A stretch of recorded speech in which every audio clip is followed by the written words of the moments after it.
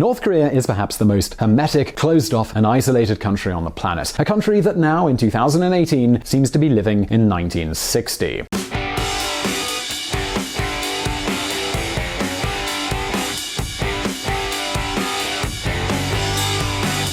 However, now this entire story, it might be about to change. Here at VisualPolitik, we've already talked about how capitalism is reaching North Korea by following popular markets, how an entire entrepreneurial revolution is taking place, and how today more than 50% of North Koreans make a living from the private economy. However, a couple of questions remained on the table. What does one of the most totalitarian governments on the planet think about this particular capitalist revolution? What are its plans? And another very, very important question, who the hell would be willing to invest in North Korea? Well, listen up.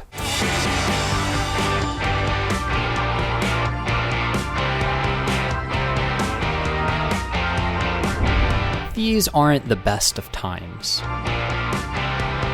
On June the 12th, 2018, a historic meeting was held in Singapore. For the first time, the US president, in this case Donald Trump, met with a North Korean leader. So why? Well, supposedly this was to denuclearize North Korea. Perhaps the actual goal? Well, in addition to taking a couple of pictures, hey, pictures never hurt, the idea was to start a dialogue and cool down the enormous tension that had been growing between the two countries and preventing North Korea from continuing with a nuclear program that could have given it the ability to attack even the United States. Well, hold on a moment, because, one thing's theory and another thing is truth. Check out the latest news. U.S. spy agencies. North Korea is now working on new missiles. Secretary of State Mike Pompeo acknowledged during Senate testimony that North Korea factories continue to produce fissile material used in making nuclear weapons. And nowadays, as we told you here on VisualPolitik, it seems very difficult for the Pyongyang regime to agree, at least in the short term, to get rid of its nuclear weapons, which are, after all, their best life insurance. But of course, that doesn't mean they won't accept making concessions to normalize their relations with the rest of the world and end the international sanctions. Because you see, since Kim Jong Un came to power in 2011, he's had two priorities. On the one hand, develop a nuclear bomb, and on the other, something far less sinister, reforming the economy. Yes, you heard that right. Although it seems hard to believe, one of the objectives that Kim Jong Un, the North Korean dictator, has set himself is to change his country's bad economic situation by copying some of the changes that have taken place in countries like China and Vietnam.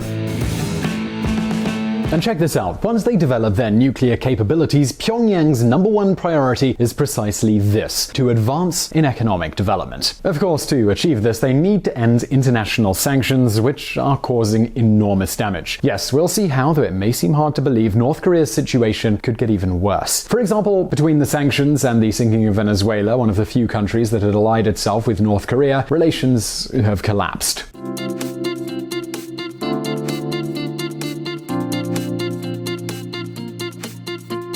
But of course, when we talk about North Korea and the economy, we need to talk about China. 80% of all North Korean trade and foreign exchange occurs here. And what's happened is that China has been pushing Pyongyang for years to get some reforms going once and for all. And since those changes have been slower than a turtle with rheumatism, well, last year, Beijing decided to start applying international sanctions. This is what was happening in August of 2017. China to implement UN sanctions on North Korea. China bans North Korean iron, lead, and coal imports as part of UN sanctions. As you can imagine, considering the enormous dependence that North Korea has on China, this has been a disaster. Just in the first 6 months of 2018, Chinese purchases of North Korean products have plummeted by more than 90%, and Chinese exports to North Korea by 40%. All of this, of course, is in the official market, and as we've seen, there is a parallel market, the black market, and that's an entirely different story. The fact is that all this has led North Korean industrial and mining production to go through its worst time in recent years. And if we add the disastrous state of the country's infrastructure to all of this, with their continuous blackouts, less than 1,000 kilometers of paved roads throughout the country, and decrepit trains that in many cases don't go over 20 kilometers or 12 miles per hour, it's clear that this country urgently needs a 180-degree turn. And you know what? They also know it in Pyongyang.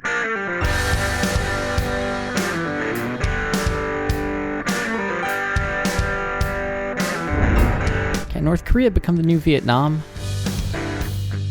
In 1986, Vietnam launched the well-known Doi Moi policy, a set of economic reforms similar to those of Deng Xiaoping in China. These had the mission of setting communism aside in order to jumpstart a market economy. To achieve this, agricultural cooperatives were dissolved, price controls were eliminated, land ownership was allowed, and policies were put in place to attract foreign investment. So, what was the result of all of this? Well, over the following 30 years, Vietnam's economy grew at an average annual rate of almost 7%. Today, Vietnam is transforming at a breakneck speed, and its exports are already larger than those of countries like Brazil or Australia.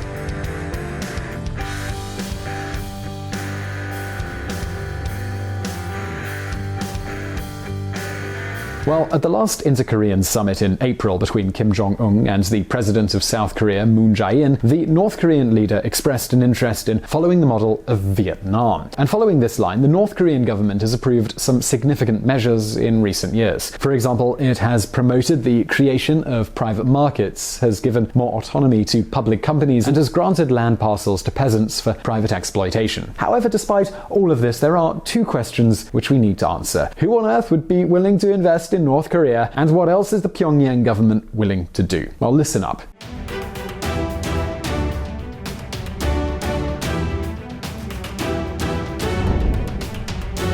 Who would invest in North Korea? If you were asked which countries you'd like to do business in, North Korea would probably be one of your last options. Investing in such a totalitarian country where the leader makes and unmakes laws at will, where the government acts with brutality and dedicates itself to threatening the rest of the planet. Investing in a country where the rule of law and legal security is pure fantasy, I mean, come on. Well, folks, the truth is that not everyone sees it this way. See, some of South Korea's largest companies such as Hyundai, Lot Corporation, and Samsung have already set up work groups to investigate and analyze the potential business opportunities in North Korea. And according to polls, 3/4 of South Korean companies would be willing to do business in North Korea if sanctions were lifted. Hyundai, for example, is already preparing an early reopening of the industrial Kaesong Zone, an industrial zone next to the border of South Korea that was created in 2004 to house foreign companies, mainly South Korean, and which employed more than 80,000 North Koreans. But in 2013, given the growing tensions between the two Koreas, it was closed by the Pyongyang government. Even recently, Jim Rogers, one of the most important and well-known investors of all time, has lamented the fact that the United States doesn't allow him to invest in North Korea and has made statements such as these. Korea is now going to be the most exciting country in the world. Kim Jong Un does not want war. Kim is not North Korean. He was educated in Switzerland. He knows there's a different world out there. They need everything: electricity, soap, tablecloths. If you've got any kind of expertise, you're going to make a fortune. Jim Rogers. But hold on just a moment. The question we have to ask ourselves is, well, what the hell do they see in a country like North Korea? Well, fundamentally, they see opportunities. North Korea has a very young and very entrepreneurial population with low labor costs. In addition, the country seems to be quite rich in natural resources. It's got gold, zinc, copper, and rare earth elements. The estimated value of all of these minerals could be more than $6 billion.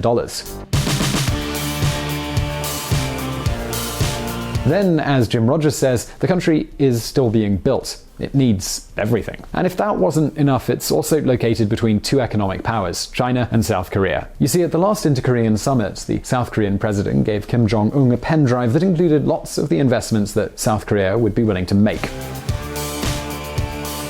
Do you know what investments were included on this pen drive? Well, Seoul would be very interested in building trans-Korean railroads that, in addition to boosting the North Korean economy, would allow South Korea to export goods much more quickly to China. And it's the same story with roads, oil pipelines, etc. These would be billion-dollar plans.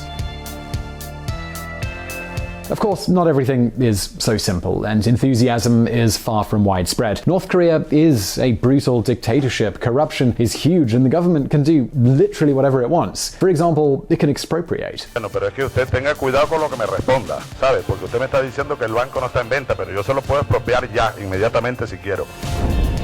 This is where the money is to be made, if you can figure out how to not get expropriated. Justin Hastings, an associate professor at the University of Sydney. And then, of course, there's the issue of international sanctions as a consequence of their nuclear program. And until those are lifted, any change is going to have a very short run. Now, it's precisely at this point that China can play a very important role. You see, Xi Jinping has managed to do what China's been planning for years, getting Pyongyang going, which could obviously mean a lot of big business for Chinese companies. That's why we now see headlines like this.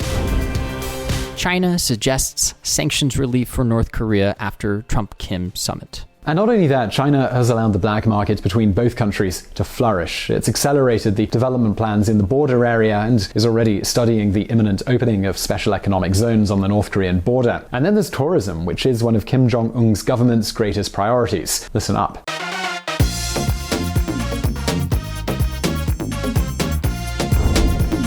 North Korea, a holiday spot? The arrival of Chinese tourists has continued in recent years, and since May 2018, the number of daily arrivals has more than doubled. We're going to run at least 7 or 8 tour routes to North Korea this year, including a 1-day tour to Nanyo and a trip of 4 to 5 days to Pyongyang, Kaesong, and Panmunjom. Che Jing, a deputy manager of a Chinese travel company. Well, tourism is precisely one of the Pyongyang government's top priorities for several reasons. First, it generates employment. Remember, this is a very labor-intensive sector. It also attracts investment that helps obtain foreign currency very quickly. On the other hand, tourism could change the regime's image, and the truth is that swapping nuclear parades and nuclear threats with exotic beaches and seaside dinners is going to be good for business. Due to this, in 2014, the Korean government created the Special Tourist Zone of Wonsan, a special economic zone where foreign investment is allowed and where, in principle, the regime would allow more freedom for developing tourism. Yes, this is the same area where, until recently, the army did things like this. You know, North Korean things.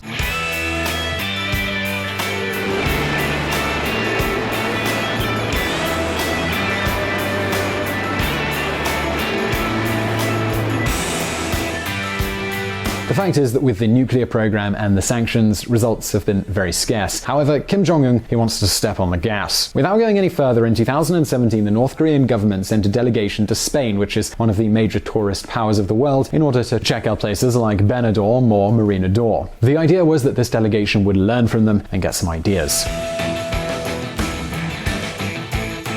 Apparently, Pyongyang's goal is to attract more than 1 million tourists per year in the short term and 5 to 10 million more in the foreseeable future. The question is, will Kim Jong Un really be willing to carry out all of the reforms that the country needs to get these plans to come to life? Well, folks, only the future is going to be able to answer that question. For now, what seems clear is that we have the best opportunity to leave the North Korean nightmare behind, which isn't only a threat to the rest of the world, but above all, it's a punishment and a great prison of fear and repression for the North Koreans themselves. But now it's your turn. Are you in favor of lifting sanctions against North Korea? Well, leave your answer in the comments below as well as in this survey, and I really hope you enjoyed this video. Please do hit that like button if you did, and don't forget to subscribe for brand new videos. Also, don't forget to check out our friends at the Reconsider Media podcast. They provided the vocals in this episode that were not mine, and also, of course, this channel is made possible because of our Patreon and our patrons on that platform. Please do consider joining them and helping us in our mission of providing independent political coverage. And as always, thanks for watching.